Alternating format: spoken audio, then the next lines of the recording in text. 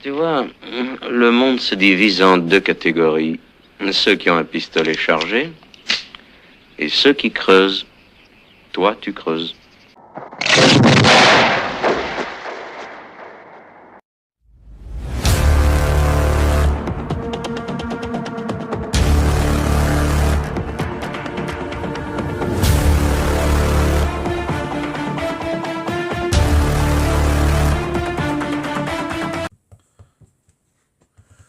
Salut les amis, bienvenue dans Note Ciné, et aujourd'hui nous allons voir la critique de Spider-Man 4 Brand New Day. Cette fois c'est un peu particulier pour moi parce que je suis allé le voir dimanche dernier avec mon fils. Ah oui, j'ai pas eu le temps de faire la critique juste avant. Franchement ça fait partie des petits moments qu'on fait parce que j'ai été voir avec mon fils les trois premiers.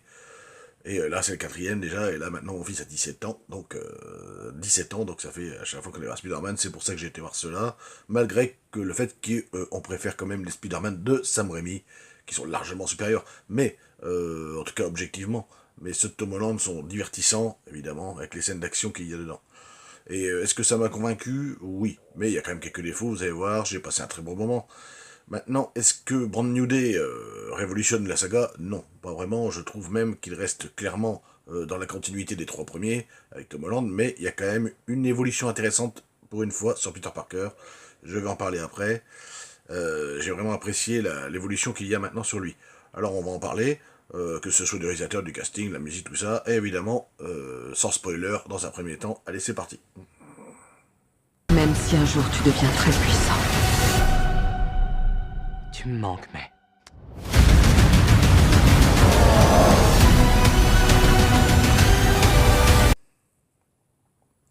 Voilà les amis, alors Spider-Man Brand New Day, donc le quatrième épisode déjà avec Tom Holland après Homecoming, Far From Home et No Way Home.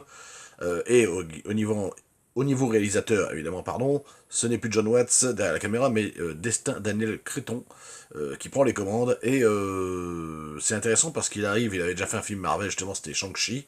Que j'avais plutôt apprécié, voilà. Le scénario de Spider-Man Brand New Day est toujours réalisé par Chris McKenna et Eric Summers, deux scénaristes déjà présents dans les trois autres, et devant la caméra, évidemment, toujours Tom Holland, dans le rôle de Peter Parker, alias Spider-Man, mais le casting est toujours un peu plus costaud derrière. On retrouve évidemment son inséparable Zendaya, dans le rôle de MJ, Jacob Batalon dans le rôle de son pote Ned, Sadie Sink, qui joue un rôle très important dedans, John Bertal, qui reprend le rôle de Punisher, Michael Mando, un acteur que j'aime bien, qui joue Scorpion, et on va en parler d'ailleurs, Tramel Tillman, ou encore même Mark Ruffalo qui refait une apparition en Bruce Banner Hulk. Et justement, l'arrivée, je parlais du Punisher, était une des choses qui m'intriguait le plus, mais qui aussi me faisait peur. Et je vais vous expliquer pourquoi. Parce que voir le Spider-Man et le Punisher partager l'écran, forcément, quelque part ça donne envie, et quelque part non. Et moi, c'est pour ça que je suis assez mitigé, et je le suis encore, sur cette rencontre Spider-Man-Punisher. Bon, au niveau de production, 225 millions de dollars de budget hors promo, et en 5 jours, autant vous dire qu'il a déjà dépassé le milliard. Chose de fou, hein. Alors que Odyssey, hein, la critique que j'ai fait sur Odyssey hier, vous voyez, Odyssey a mis au moins 2-3 semaines avant de taper le milliard, qui va bientôt taper, là où il ne l'a pas déjà tapé. En 5 jours, Spider-Man 4, le milliard. Donc c'est un raz-de-marée, évidemment, et, le meilleur démarrage depuis Endgame, je crois, puis, même avant, enfin, un truc de fou quand même. Fallait s'y attendre, après avec un personnage, de toute façon, Marvel est en train de reprendre ses lettres de noblesse quelque part, parce que le film, bon, le réalisateur est différent, l'évolution est bien, mais Spider-Man, de toute façon, ça attire les gens, comme Avengers Doomsday attirera les gens. Mais ouais, voilà, on va dire que c'est les points forts de Marvel, parce qu'après les autres productions de Marvel qui ont été faites entre deux, n'ont pas vraiment décollé, on va dire. Hein. C'est vraiment les deux points forts, c'est Spider-Man, ou mettez Iron Man, Spider-Man, ou les Avengers, c'est sûr que ça marchera. Et notamment parce qu'on se retrouve vraiment dans New York, dans ce film-là. Vraiment dans les balades de New York, on a vraiment l'impression de voler avec lui, mais ça j'en parlerai après, c'est super bien filmé quand même. La musique, bon la musique c'est Michael Giacchino, bon il a pas non plus, comme pour les autres, comme pour le troisième, mais ouais, il a pas non plus surpassé que la musique est pas mal, elle va bien avec les scènes d'action, mais pour ce qui est du reste, il n'y a pas vraiment de musique qu'on retient, je trouve, dans celui-là, à part de trois de temps en temps. Euh, voilà, par rapport aux musiques d'Annie Elfman sur les films de Sam Raimi, ça n'a absolument rien à voir. Là, il y a la musique de Michael Giacchino, il n'y a pas forcément de morceaux qu'on retient automatiquement, quoi, je veux dire. Enfin, en tout cas, pas tous, en tout cas. Les bandes originales, cela dit, marchent quand même. Et je trouve que Voilà, c'est un petit peu... Il y a des bonnes musiques, mais c'est sans plus, quoi, voilà. Donc le box-office, je vous ai dit, ça a tapé le milliard, hein, déjà, ça confirme la popularité aussi, le succès équivaut aussi à la popularité de Tom Holland, et de Zendaya aussi, parce que le couple Tom Holland-Zendaya, qui sont aussi en couple, évidemment, tout le monde le sait, dans la vie, bah, ça apporte aussi du cachet, hein. Et autant vous dire que les gens viennent aussi voir Spider-Man pour les revoir eux deux aussi. Ça, c'est clair et net. Alors, une petite partie sans spoiler que je vous ai fait. Alors oui, j'ai clairement aimé le film, mais je vais quand même vous apporter une nuance. Pour moi, le film reste dans la lignée des trois précédents, avec Tom Holland. On ne part pas complètement sur quelque chose de nouveau.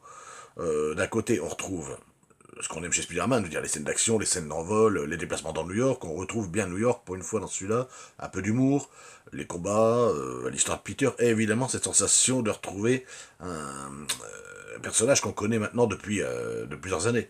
Mais d'un autre côté, Peter a quand même mis du temps à évoluer, je trouve. On arrive au 4e film déjà, c'est seulement maintenant qu'on sent vraiment un Peter Parker qui rentre dans l'âge adulte. Ouais, parce que c'était encore un gamin, post-ado, limite jeune adulte dans le 3, et là, on sent vraiment qu'il est post-ado, après bon, il est devenu adulte, voilà, bon, il a quand même, Tom Holland a quand même 30 ans dans la réalité, et là on voit vraiment qu'il est devenu adulte. J'ai justement beaucoup aimé cette évolution pour une fois dans ce film. Peter est désormais un peu plus expérimenté, il est seul, il est plus seul vu que ses amis ne le reconnaissent plus, si vous voyez à la fin du 3. Il doit davantage assumer ses choix, et on sent qu'il commence enfin à comprendre que Spider-Man, c'est pas juste un spectacle simplement qui essaie de faire ce qu'il peut, et c'est devenu un véritable héros aux yeux du monde des New-Yorkais et tout ça. Donc les scènes d'action, évidemment, sont très bonnes. Ça, y a rien à dire, hein. Les scènes d'action sont très bonnes. Il y en a même certaines. Bon, après, il y en a certaines qui sont clichés, voilà. On retient plus, évidemment, les scènes d'action de Sam Raimi, mais il y a quand même des scènes d'action bien dans ceux de Tom Holland, il faut quand même l'avouer. Notamment les scènes, comme je vous disais, les moments où l'on voit Spider-Man se déplacer depuis son propre point de vue, quand il se laisse tomber de l'immeuble, et qu'on voit sous son masque, on le voit tomber, on voit son œil, et on voit ensuite tisser l'étoile à la 3e personne, on le voit vraiment, à la première personne, je veux dire, on le voit vraiment, on a l'impression de voler avec lui, ça, j'ai trouvé ça vachement bien shooté. On ressent l'avantage de la vitesse, la hauteur, les sensations de liberté, tout ça. C'est exactement ce qu'on attend d'un film Spider-Man quelque part. Mais évidemment, il y a quelques défauts que j'ai trouvés au film, malgré le fait que j'ai passé un bon moment. C'est un très bon Spider-Man, voilà, comme les autres. Je préfère la trilogie de Sam Raimi, je m'explique. J'aime bien aussi les deux avec Andrew Garfield, qui sont complètement différents. J'aime bien aussi ceux avec Tom Holland. Ils ont emporté 3 pierres à l'édifice chacun. Que ce soit Tobey Maguire, Andrew Garfield ou Tom Holland. Voilà, ils ont apporté quelque chose à Spider-Man. Mais il y a des défauts, et surtout dans ceux-là. Parce que oui, même si j'ai passé un moment, tout n'est pas parfait, évidemment, dans ces Spider-Man-là, même depuis le premier Spider-Man, Homecoming. Je trouvais qu'il y avait quand même quelques longueurs dans ce film. Par moments, le film aurait pu être un peu plus resserré. Il y a quelques longueurs de dialogue un peu trop inutiles, ou un personnage inutile, où on nous remontre la même scène plusieurs fois, le mec qui change de corps, enfin le méchant ou la méchante qui change de corps. 4 films pour arriver à cette version plus adulte du personnage. Il aurait fallu du temps pour qu'il évolue quand même. Je me dis qu'on aurait peut-être pu commencer cette évolution au plus tôt. Et puis il y a eu Scorpion. Alors là, Scorpion, grosse déception pour moi le personnage de Scorpion, parce que Michael Mando, qui est pourtant un très bon acteur, hein, voir Breaking Bad et Better Call Saul surtout, est de retour dans la peau de Mike Gargan alias Scorpion qu'on voit à la fin du premier Homecoming, mais son personnage est tellement peu exploité dans celui-là, que tu te dis tout ça pour ça, quoi. On aurait tellement voulu une vraie baston Spider-Man Scorpion, mais bon. Et enfin, il y a la relation entre Spider-Man et Punisher, et là, bizarrement, eh ben, je suis partagé. Et je suis toujours d'ailleurs, parce que d'un côté, je comprends ce que certains m'ont dit, parce que j'en ai parlé en live avec mon ami Dirty Tommy l'autre fois, j'ai aimé. J'ai trouvé l'idée intéressante de les opposer, disons, de les voir ensemble, mais de l'autre, je restais un peu sur ma faim. Il y avait du potentiel pour faire une rencontre entre eux, mais malgré ses défauts, je suis ressorti, voilà. Je me disais, c'est bien un solitaire comme Frank, qui essaie on va dire, un gamin quand même encore pour lui, Spider-Man, essaie de le calmer. 2 opposés, un peu excités, Spider-Man et lui, solitaire, calme, froid, qui est suicidaire, qui est encore un peu dans le souvenir de sa femme qui a été morte et tout ça. Et il fallait vraiment opposer ces 2 personnes-là, il y avait peut-être une autre solution. Après, d'un autre côté, j'ai quand même aimé leur duo, mais d'un autre côté, je me disais, l'univers du Punisher, même si c'est dans le même univers, vous allez me dire, oui, c'est le MCU, c'est le même univers, mais moi je trouve que le Punisher, il a un peu un univers à lui à part. Oui, il est traumatisé par autre chose, c'est quand même beaucoup plus sombre, noir, même si Spider-Man a traversé des périodes sombres, mais le Punisher, c'est quand même, tu vois, le contraste entre Punisher et Spider-Man est énorme. Et je voyais mal cette rencontre se dérouler, quoi. D'un seul coup, t'as encore vu le dernier truc de Punisher, là, qui dure 50 minutes, la One Last Kill. Tu le vois, il est complètement traumatisé, le mec. Et puis là, d'un seul coup, il commence à rigoler un petit peu. Voilà, sur la fin du film, ouais, il est caractériel, hein, mais ouais, vous voyez tout le film. Je veux dire, les spoilers, vous verrez, à la fin, il fait quand même le con à la fenêtre en sauvant Spider-Man, enfin, vous allez voir. Voilà, c'est ça l'intérêt du truc, quoi. Donc voilà, alors ça c'était la partie non spoiler, les amis. Et là, ben, je vais spoiler un petit peu pour ceux qui ont déjà vu le film, et ben, vous pouvez rester. Ceux qui n'ont pas vu le film, vous coupez la vidéo et vous reviendrez voir quand vous irez voir le film, et vous reviendrez voir la vidéo après. Donc là, ça se passe 4 ans après les événements de No Way Home, évidemment. Peter continue de... Plus personne ne se souvient de Peter, et surtout pas MJ ni son meilleur ami Ned, ni personne d'autre d'ailleurs, et Peter continue malgré tout sa mission de protéger New York en tant que Spider-Man, mais cette fois, on découvre un Peter beaucoup plus fragile, plus adulte surtout, mais fragilisé, mais en tant qu'adulte, quoi. Mais beaucoup plus seul aussi à cause de ça. Et il doit regarder MJ et Ned continuer à vivre sans qu'ils se reconnaissent, sans savoir qui... Ils savent plus qui il est, du coup. Ils l'ont oublié. Donc Peter travaille notamment en secret avec l'inspectrice Jean DeWolf, hein, un personnage qui s'est même créé... il s'est même créé une intelligence artificielle, un peu comme la Tony Stark nommée Eve, pour l'aider dans ses missions. Et dès le début, il affronte plusieurs criminels, dont Scorpion, qu'on voit pas longtemps, hein, voilà, Tombstone et les ninjas de l'organisation La Main. C'est les ninjas que vous voyez habillés en rouge, là. Mais il y a une nouvelle menace qui va apparaître, il y a une mystérieuse personne qui possède la capacité de prendre le contrôle des esprits et de passer d'un individu à un autre. Et Peter découvre que cette menace cherche à quelque chose appelé VMAX. Et surtout, il réalise quelque chose d'important, cette mystérieuse télépathe ne parvient pas à prendre le contrôle de son esprit, c'est-à-dire qu'il est un peu immunisé, si vous voulez. Spider-Man, au début, elle essaie de prendre le contrôle de l'esprit de Spider-Man, mais elle n'y arrive pas. Donc Peter devient donc forcément une cible privilégiée, si vous voulez. Mais pendant toute cette histoire, Peter, lui, connaît lui aussi une transformation. Après avoir vu MJ et Ned et constaté qu'ils ont complètement tourné la page, Peter est complètement affecté. Surtout quand il voit MJ embrasser une autre personne vite fait, et son ADN arachnéen commence à muter. C'est-à-dire qu'il commence à muter, il va se retrouver, son sens d'araignée va s'améliorer, il va avoir des pouvoirs beaucoup plus puissants, mais il va pas réussir à les contrôler tout de suite, on va dire. Et il développe désormais la capacité de produire des toiles organiques, un peu comme ce qu'il y avait dans ceux de Sam Raimi. Le problème, c'est qu'il ne contrôle pas, comme je dis, toute sa puissance.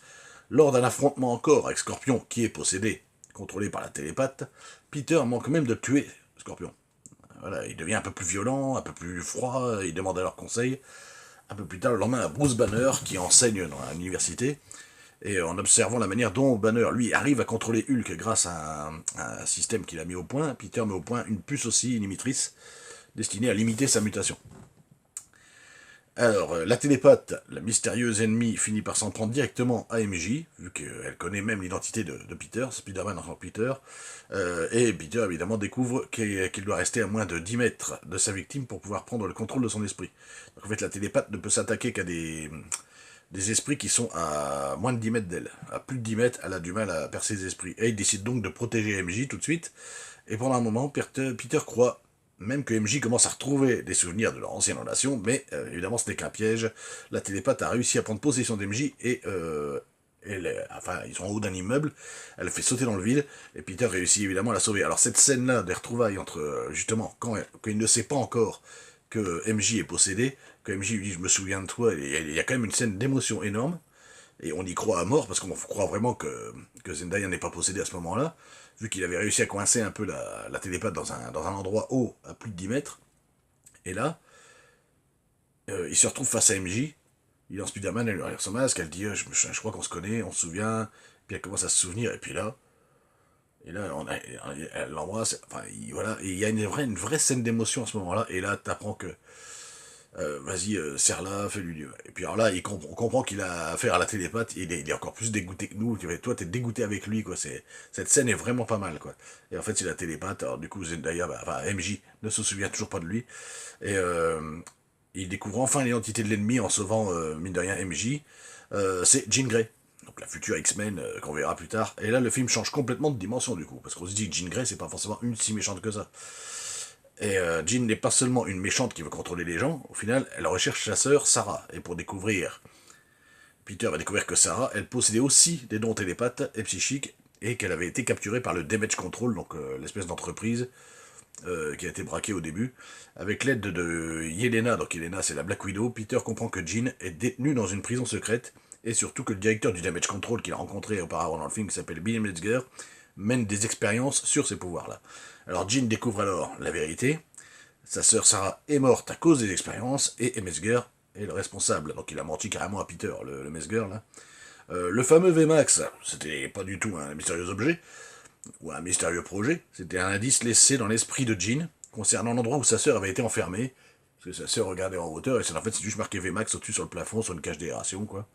Et Jean explose, évidemment de fureur à ce moment-là, et là elle contrôle beaucoup plus son pouvoir, qui s'étend sur toute la ville à la fin, vous allez voir, elle libère une puissance psychique sur quasiment la moitié de la ville, dont même MJ est pris dans le rayon avec Ned et tout ça, avec plein d'autres habitants.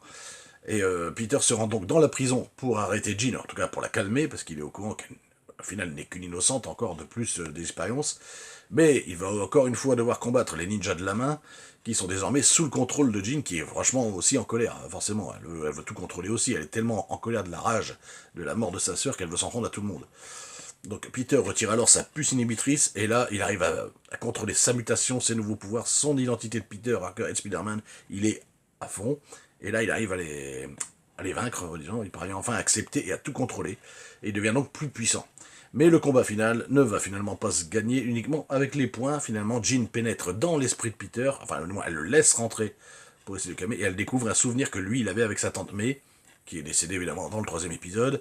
Elle entend les paroles de May sur la solitude, la différence de ce que signifie de vivre avec des pouvoirs, et Jean comprend finalement que Peter est comme elle. Finalement, il a perdu quelqu'un, c'est un être différent, un être qui a souffert, un être qui connaît la solitude. Elle commence alors à abandonner un petit peu la vengeance.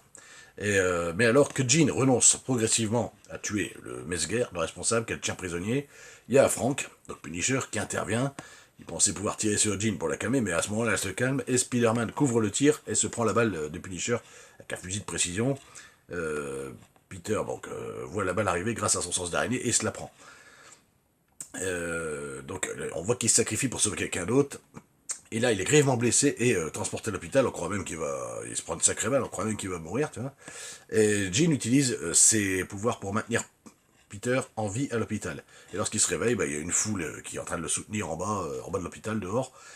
Mais évidemment, Peter ne peut pas sortir, apparaître au grand jour sans son costume, donc c'est Frank Castle, et c'est ça que je vous dis, il devient un peu déconneur, ils deviennent amis, limite, là, et enfile le masque de Spider-Man et apparaît juste à la fenêtre, comme ça, en faisant des trucs comme ça.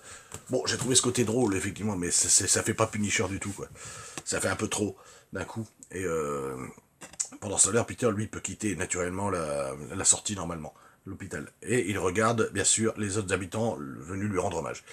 Et plus tard, donc, Jean quitte New York pour commencer une nouvelle vie, hein. Et Peter retrouve ensuite Ned, donc son copain Ned, dans un café, dans une boutique.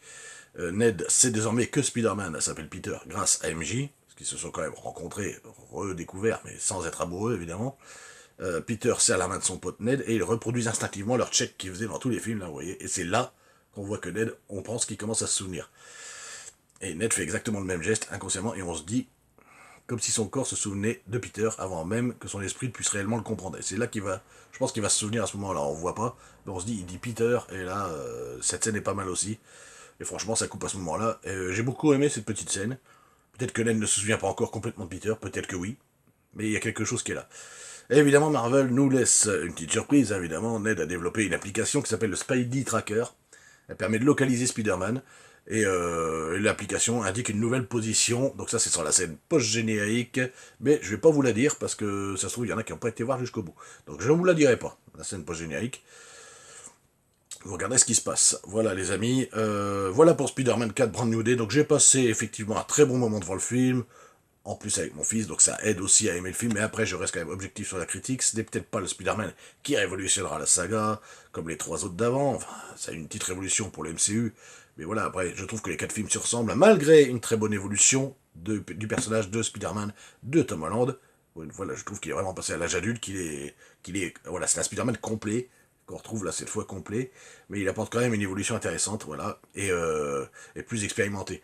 Les scènes d'action sont toujours très bonnes, certaines moins bonnes, certaines magnifiquement mises en scène et bien shootées, donc l'envol de Spider-Man que j'ai vachement adoré, le combat avec la main aussi à la fin, notamment les séquences où l'on ressent le déplacement aussi, qu'on voit, on a l'impression d'être en la première personne avec lui. Alors oui, il y a quelques longueurs, Scorpion est inexistant, beaucoup trop sous-exploité pour un acteur de la trempe que Michael Mando, que j'aime plutôt. Et je reste partagé concernant la relation entre Spider-Man et Punisher. D'un côté j'aime, d'un côté j'aime pas. Enfin, j'ai du mal avec... je sais pas. Pourtant je les ai trouvés bien tous les deux, mais c'est compliqué. Malgré ses défauts, j'ai aimé quand même ce 4e épisode. Ça sera toujours moins bien que la trilogie de Sam Raimi. Là-dessus, vous m'en boucherez pas, vous ne pourrez jamais me changer d'avis. Et surtout, je retiendrai quand même quelque chose de beaucoup plus personnel. Avoir partagé ce moment au cinéma avec mon fils, c'était quand même bien, parce qu'on a été voir à chaque fois les Spider-Man de Tom Holland. Évidemment, il n'était pas né à l'époque de ceux de Sam Raimi. Mais il les adore, parce qu'après, il les a vus sur le tard, et il préfère aussi ceux de Sam Raimi. Vous voyez, comme quoi. Et il a 17 ans. Donc, comme quoi, c'est pas une question de génération du tout. Et ça, finalement, c'est peut-être l'une des plus belles choses que le cinéma puisse nous offrir, c'est qu'on peut s'évader, regarder ensemble, partager les choses. Et j'ai trouvé ça vachement bien. Pour moi, c'est un très bon moment de cinéma, avec popcorn, tout ce qu'on veut. Et j'ai hâte de voir ce que Marvel va emmener Peter Parker après cette fin, parce que là, c'est carrément une fin ouverte, hein, avec le milliard qui vient de s'empocher. Croyez-moi qu'il y en aura d'autres, des Spider-Man. Voilà, c'était iNote Ciné. J'attends vos commentaires sur le film, si vous l'avez vu. Abonnez-vous à la chaîne si c'est pas fait. Et on se retrouve bientôt. La petite cloche, le like, partagez. Et on se retrouve demain, normalement, pour la critique de Backrooms, que j'aurai enfin vu d'ici là. Allez, salut les amis.